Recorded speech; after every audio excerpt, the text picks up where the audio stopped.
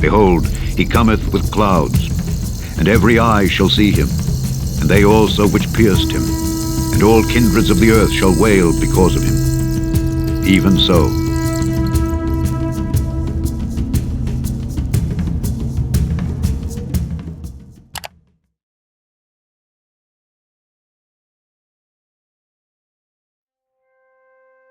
He that has no rule over his own Ruach is like a city that is broken down and without walls. Now imagine that, a city broken down and without any walls. That would mean that floods of people and also animals could pour into that city and do as they wish. So that's the analogy of someone without temperance, which is self-control. Anything can enter into the Ruach of someone without self-control. And what are the main things to test our self-control? It's the works of the flesh.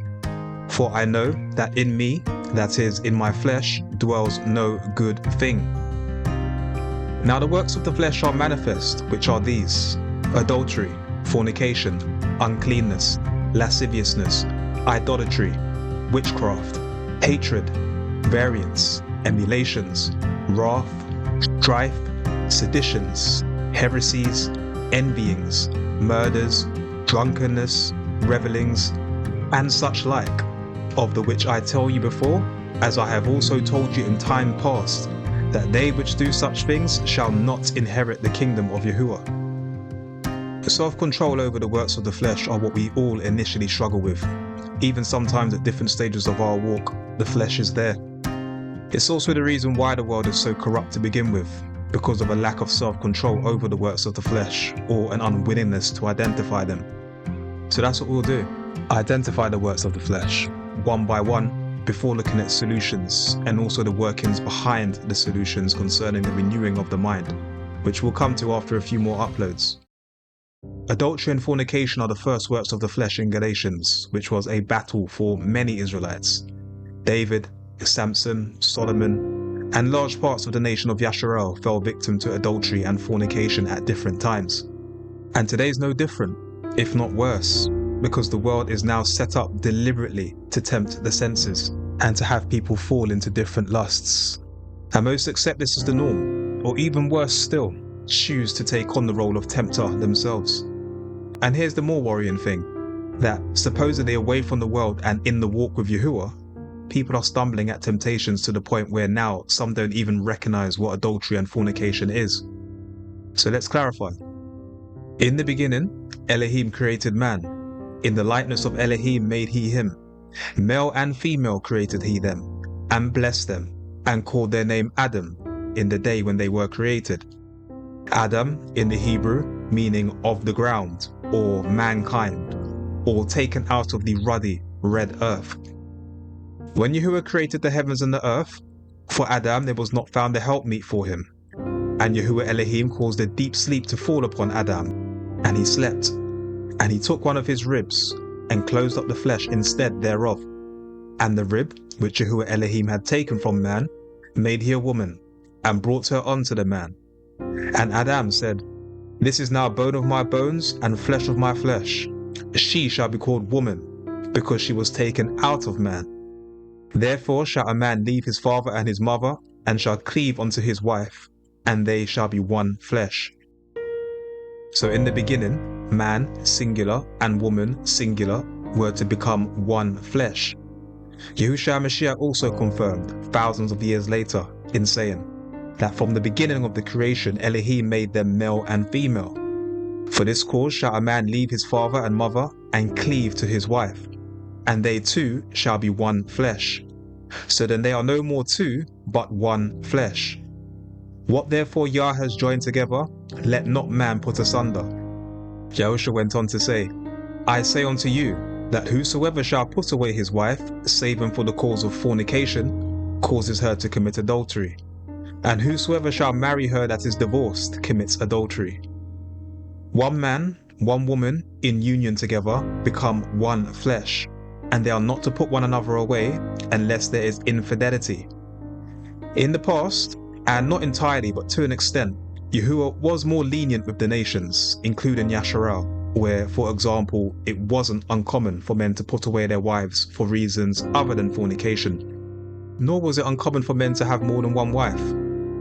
The word says, Yahuwah, which made heaven and earth and the sea and all things that are therein, who in times past suffered all nations to walk in their own ways. Yes, in times past, things like polygamy were suffered by Yahuwah, despite it not being part of his initial plans for mankind as written in Genesis. But he suffered it to be. But now, since the time of Yahushua HaMashiach and the closing of this age, Yahuwah has cemented his intended will on earth and makes clear on matters of judgment.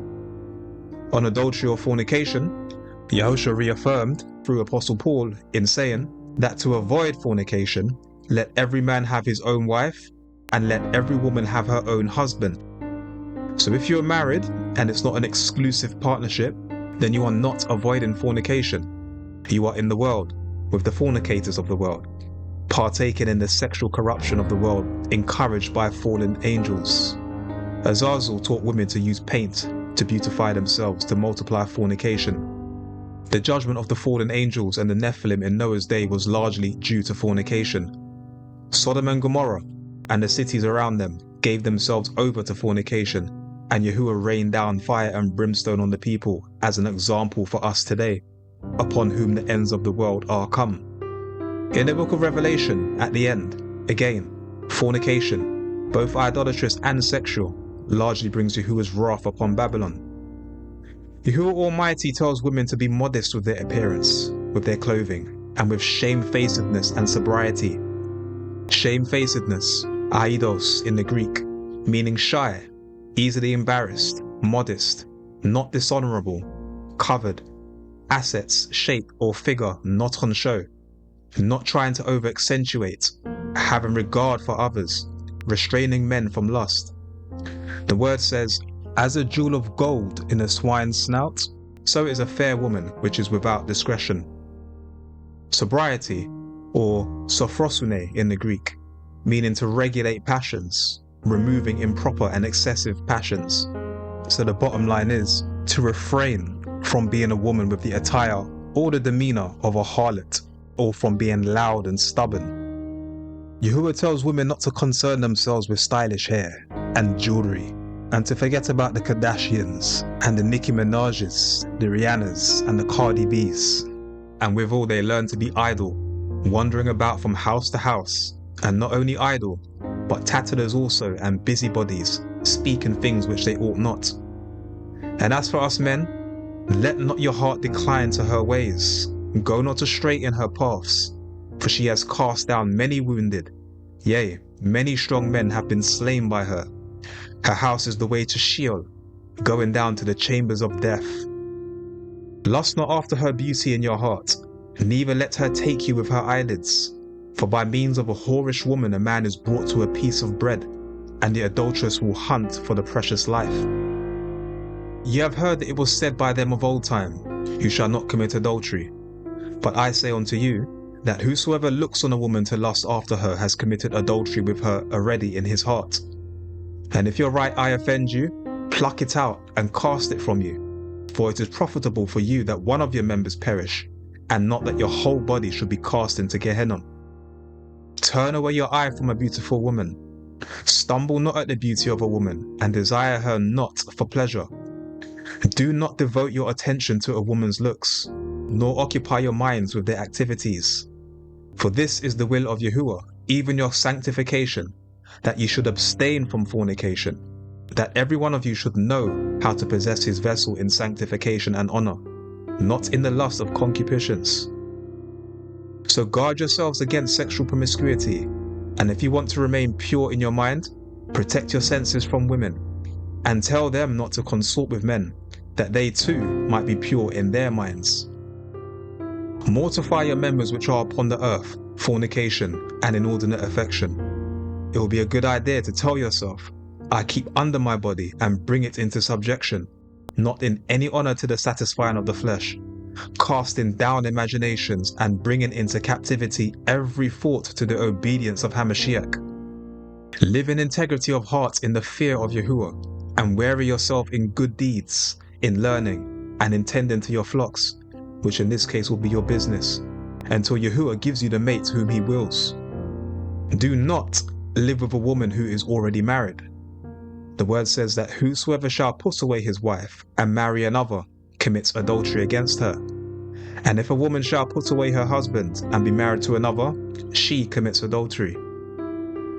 Let not the wife depart from her husband, but, and if she depart, let her remain unmarried or be reconciled to her husband, and let not the husband put away his wife.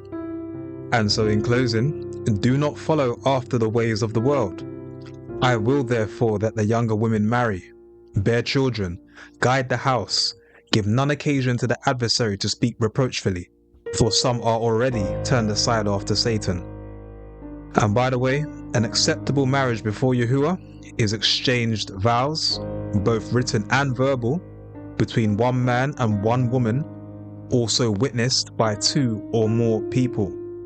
And intimacy outside of this union brings judgment. Marriage is honorable in all, and the bed undefiled, but whoremongers and breakers of wedlock Yahuwah will judge.